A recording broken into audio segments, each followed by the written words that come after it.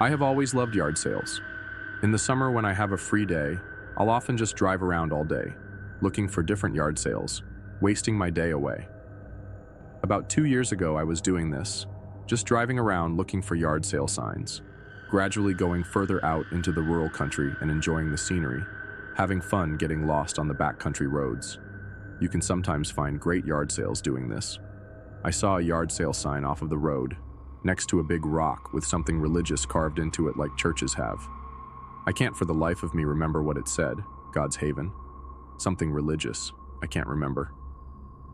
Anyways, I figure it's probably got some good stuff if it's a church organization, so I decide to go.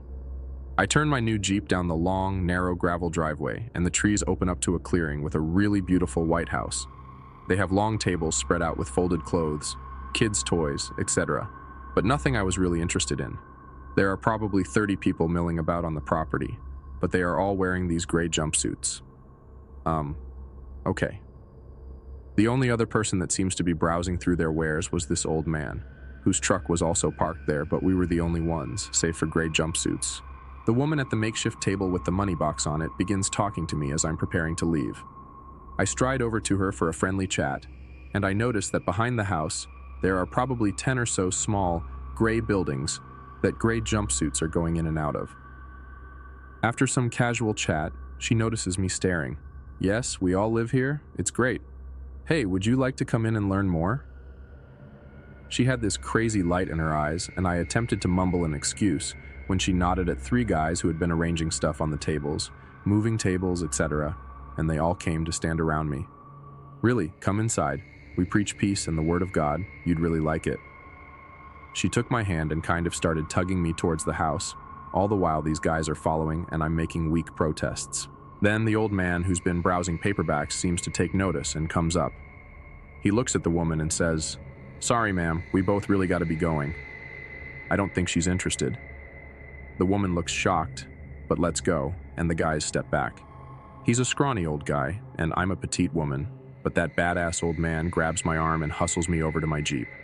As I'm thanking him and yelling back to the people to have good luck with their yard sale, he mutters in a low voice, "You really need to get out of here."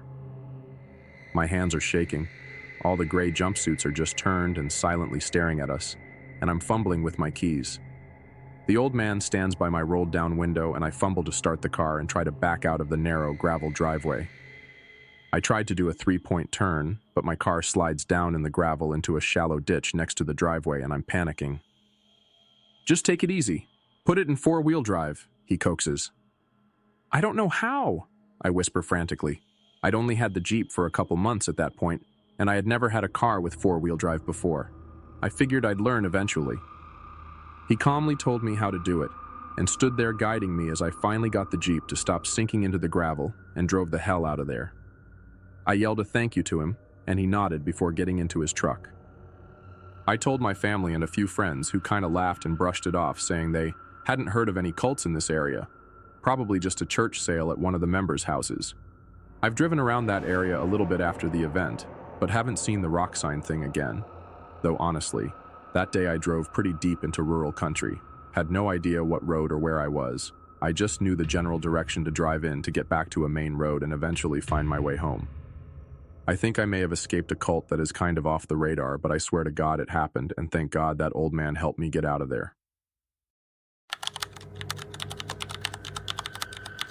Lydia and Mark had been together for years, but lately they felt a growing distance between them. Wanting a change of pace, they decided to visit a yard sale in a small, remote town over the weekend. Lydia loved antique sales. She enjoyed imagining the stories behind old objects. Mark, on the other hand, was just along for the ride. When they arrived at one of the oldest houses in town, a faded wooden sign caught their attention. It read, "Last Chance Sale."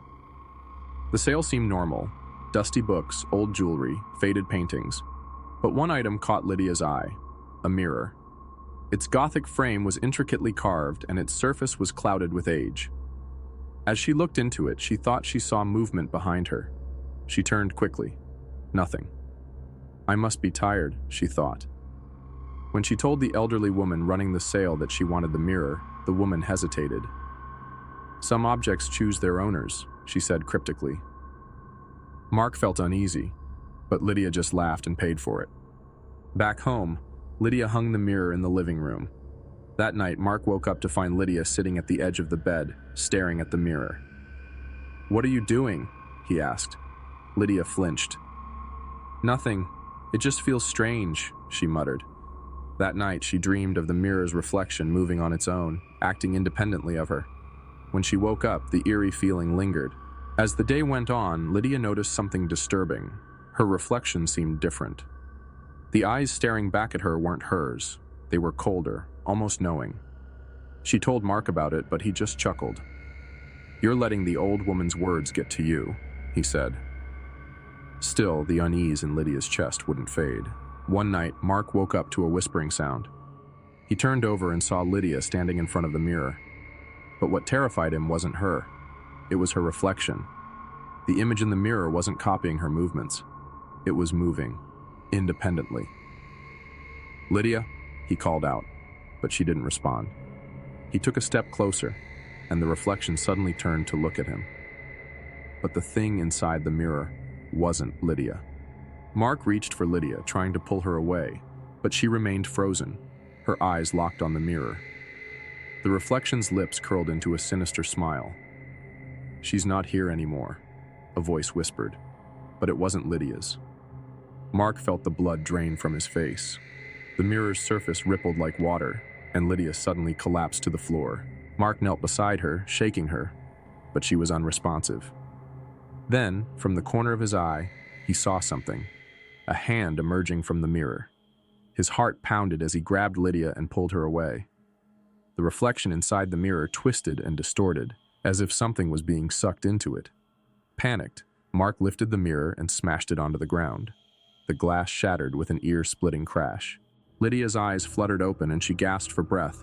She couldn't remember what had happened, but she felt hollow, as if something had been taken from her. Mark held her tightly.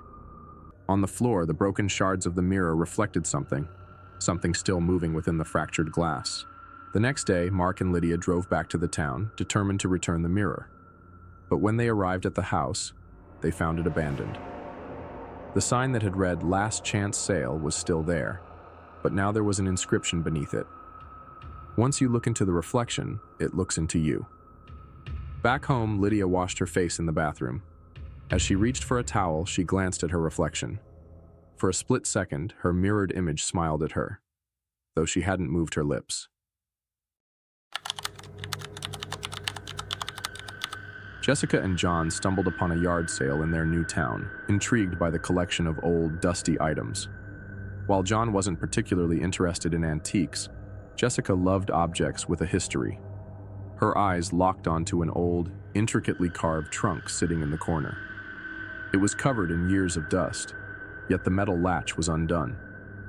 The elderly man running the sale glanced at it and hesitated before saying, "Are you sure you want that?" They took the trunk home, and Jessica eagerly opened it. Inside, she found scraps of old fabric, a few worn-out toys, and a tattered diary. The handwriting was shaky but legible. The early entries seemed innocent, stories written by a child. But as she flipped through the pages, the writing became erratic, unsettling. Toward the end, a single sentence was repeated over and over. "The trunk was opened. Now it's back." That night, while John was sound asleep, Jessica awoke to find the trunk slightly open. She was sure it had been shut. A soft rustling sound came from inside, but she dismissed it as her imagination. Yet, as she lay back down, an eerie sensation crept over her, like someone else was in the room. The next day, Jessica moved the trunk to another room, but by nightfall it was back in the bedroom. John denied touching it. Confused, she tried to shake off the feeling of unease. Then, the power flickered off. In the darkness, she swore she heard a faint whisper from inside the trunk. But when she checked, nothing was there. Jessica's sleep suffered. The trunk no longer felt like just an object, it felt like a presence. Some nights, she would wake up to find its lid slightly ajar. John dismissed her concerns, saying she was overthinking it. But whenever she was alone, she felt it, a pair of invisible eyes watching her. One night, she noticed something chilling. The diary had changed. The final page had new words written in shaky letters. "Jessica, Keep the trunk closed. If you open it, it will be free. Her hands trembled as she turned toward the trunk. The lid was slightly open. She slammed it shut, but behind her, she felt the cold breath of something standing right there. Jessica couldn't take it anymore. After John left for work, she decided to destroy the trunk. Fire, she thought, would be best. But first, she had to ensure it was empty. As she reached to close the lid, something inside moved. A small, pale hand darted back into the shadows. She screamed and shoved the trunk away. Someone was inside. She grabbed a hammer and swung at the trunk. The first blow cracked the wood, and from inside, a withered, decayed hand reached out. But it wasn't a child's hand. A whisper rose from the darkness inside. "You found me. Now it's your turn." The lid slammed shut on its own. The scratching sounds inside went silent. When John came home, he found Jessica sitting in the corner, pale and shaking. She told him everything, but when he opened the trunk, it was empty. She was convinced she had lost her mind.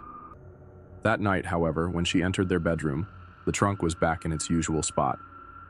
She could never get rid of it. The next morning, Jessica made a decision. She put up a yard sale sign at the end of the street and left the trunk there. By afternoon, a family arrived. A little girl pointed excitedly at the trunk and asked, "Mommy, can we get this one?" Jessica turned and walked away, ignoring the whispers she could still hear.